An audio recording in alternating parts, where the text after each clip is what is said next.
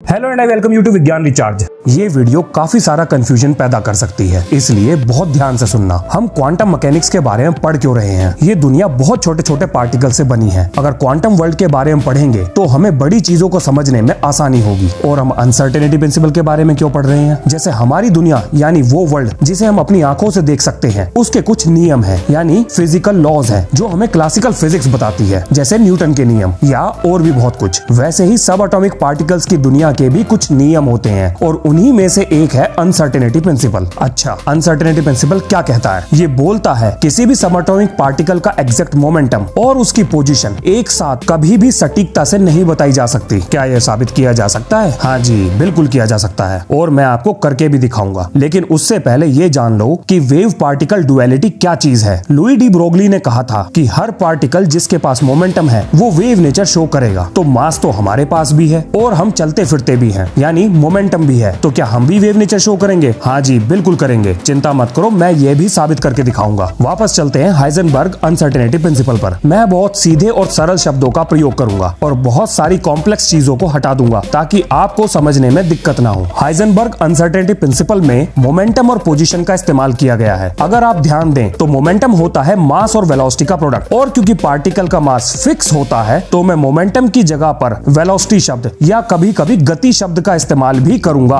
तो कंफ्यूजन मत पाल लेना। हाइजेनबर्ग अनसर्टेनिटी प्रिंसिपल ने हमें ये फॉर्मूला दिया है। यहाँ पर दिया हुआ डेल्टा पी पार्टिकल के मोमेंटम में अनिश्चितता को बताता है, यानी उसकी गति में अनिश्चितता को बताता है। याद रखना, मैं डेल्टा पी को गति से रिलेट करूंगा। कंफ्यूजन मत पैदा करना। डेल्टा एक्स है पार्टिकल की लोकेशन में आई हुई अनिश्चितता, और इन दोनों को मल्टीप्लाई करने पर जो हमें वैल्यू मिलेगी h/4π, वो होती है फिक्स यानी एक कांस्टेंट वैल्यू। अब ये कहां से आई होगी? हाँ, ये अपने आप में एक बहुत बड़ा सवाल है और इसको एक प्रॉपर वीडियो में ही एक्सप्लेन किया जा सकता है। h है आपका प्लैंक्स कांस्टेंट और 4π तो है ही कांस्टेंट, मतलब ये पूरी वैल्यू एक छोटा सा नंबर है। इस वीडियो के लिए थोड़ी देर के लिए मान लो कि ये छोटा सा नंबर हमें पता है, हालांकि ये आया कहां से वो मैं एक दूसरे वीडियो में एक्सप्लेन जरूर करूंगा। तो अनसर्टेनिटी प्रिंसिपल की इक्वेशन के हिसाब से अगर पार्टिकल के मोमेंटम की अनसर्टेनिटी को हम उसकी लोकेशन या उसकी पोजीशन की अनसर्टेनिटी से मल्टीप्लाई करें तो वो हमेशा इस कांस्टेंट से या तो बड़ी होगी या इसके बराबर होगी, कभी भी इससे छोटी नहीं होगी। थोड़ी देर के लिए मान लेते हैं कि ये सारी चीजें सही हैं, और क्योंकि अब आप इसे हजम कर सकते हो तो अब देखो मेरा कमाल। इस फॉर्मूले को मैं लिख देता हूँ कुछ इस तरह से, कोई दिक्कत नहीं है। अब मेरे एक सवाल का जवाब सोचो, अगर हम अनसर्टेनिटी को कम करें तो क्या होगा? अगर हम अनसर्टेनिटी को कम करेंगे तो हम सर्टेनिटी की तरफ बढ़ते जाएंगे। एक उदाहरण देखो, अगर मैं ये बोलूं कि आप भारत में रहते हो तो ये एक अनसर्टेन लोकेशन हो गई, क्योंकि आप इतने बड़े देश में कहीं पर भी हो सकते हो। लेकिन अगर मैं ये बोलूं कि आप भारत में दिल्ली में लाल किले के सामने खड़े हो तो ये एक निश्चित लोकेशन हो गई है, यानी अनसर्टेनिटी को कम कर दिया जाए तो हम एक्चुअल वैल्यू के करीब पहुंच जाते हैं। अब इस इक्वेशन को देखो, अगर मैं डेल्टा एक्स को घटाता हूं यानी लोकेशन की अनसर्टेनिटी को घटाता हूं तो मुझे कांस्टेंट वैल्यू को बनाने के लिए डेल्टा पी की वैल्यू को बढ़ाना ही पड़ेगा।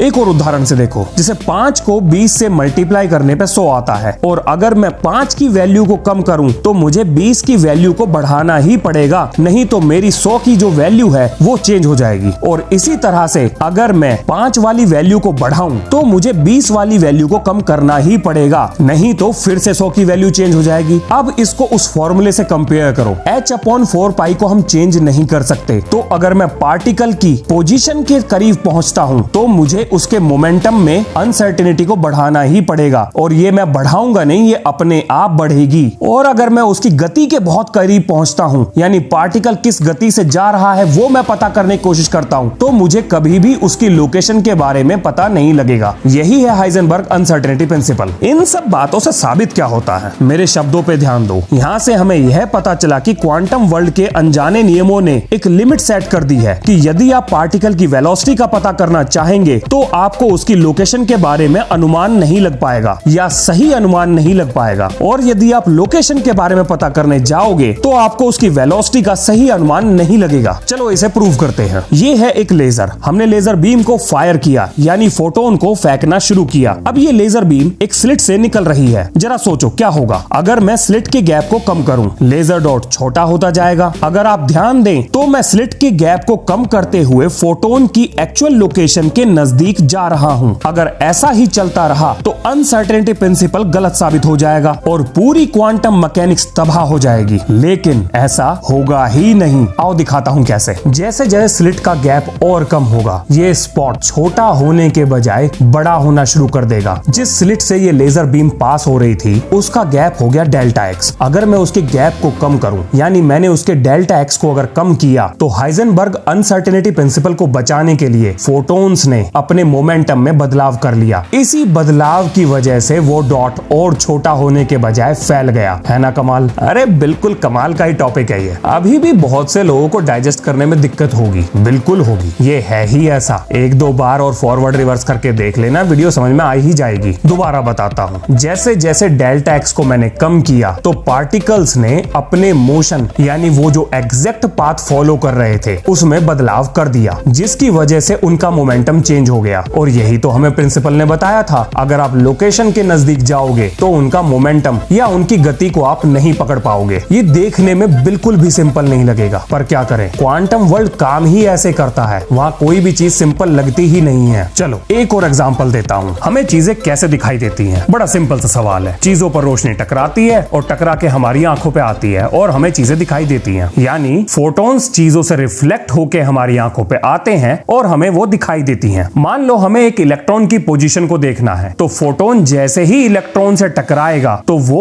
उसके मोमेंटम में चेंज ला देगा, क्योंकि फोटोन के पास भी मोमेंटम है। अब आप सोच रहे होंगे कि लाइट के पास अगर मोमेंटम है तो मास भी होना चाहिए। मुझे लगा ही था ये सवाल कभी ना कभी जरूर आएगा। नहीं नहीं, मास नहीं है और ये मैं साबित कर दूंगा। फिलहाल के लिए मान लो कि फोटोन के पास मोमेंटम है और जैसे ही वो इलेक्ट्रॉन से टकराएगा तो वो इलेक्ट्रॉन के मोमेंटम में चेंज ला देगा, या मैं यूं कहूं उसके मोमेंटम को बढ़ा देगा। तो एक समय पर आप एक ही चीज के बारे में सटीकता से अनुमान लगा सकते हो। या तो आप इलेक्ट्रॉन की गति पता कर सकते हो या फिर उसकी लोकेशन। और अगर आप मेरी सारी बातों को जोड़ो तो जब एक फोटोन इलेक्ट्रॉन से टकराता है तो वो अपने शेल से जंप करता है, जिसे हम इलेक्ट्रॉन जंप के नाम से जानते हैं, और यही है उसका कारण। और अगर एक इलेक्ट्रॉन ने जंप मारा तो आप उसकी एग्जैक्ट लोकेशन कैसे बता पाओगे? और गति भी नहीं बता पाओगे। क्यों? घूम रहा है ना सर? अरे सर मत घुमाओ, बहुत मजेदार चीज है। अगर आप एक वेव को देखो तो ऊपर नीचे होते हुए इन रिपल्स में आप कैसे बता पाओगे कि वेव की लोकेशन है कहाँ? ये तो हर जगह पर है, यानी इसकी प्रिसाइज लोकेशन हम नहीं बता सकते। चलो अब वापस चलते हैं फिजिकल वर्ल्ड में देखी जाने वाली वेव पार्टिकल डुअलिटी पर। क्या हम भी वेव नेचर शो करते हैं? आओ बताता हूँ कैसे। बड़ी चीजों में हमें अनसर्टेनिटी क्यों दिखाई नहीं देती? देखो, ये है एक टेनिस बॉल और ये रहा उसका मास। मान लेते हैं वीनस विलियम ने इसे 57 मीटर पर सेकंड की रफ्तार से सर्व किया, तो हम बड़ी आसानी से उसका मोमेंटम कैलकुलेट कर सकते हैं। लेट अस सपोज कि इस पूरे मोमेंटम में लगभग 1% की अनसर्टेनिटी है। चलो वो भी निकाल लेते हैं। अब जब हम सारी वैल्यूज को एक जगह इकट्ठा करके रखते हैं तो पोजीशन की अनसर्टेनिटी आपके सामने है। ये इतनी छोटी है कि हमारी आंखें इसमें फर्क नहीं बता सकती। इसीलिए हमारे आसपास की चीजें जो हमें दिखाई देती हैं उनकी अनसर्टेनिटी हम पता नहीं लगा सकते। अब अगर आप एक फॉर्मूले को ध्यान से देखें तो इसके हिसाब से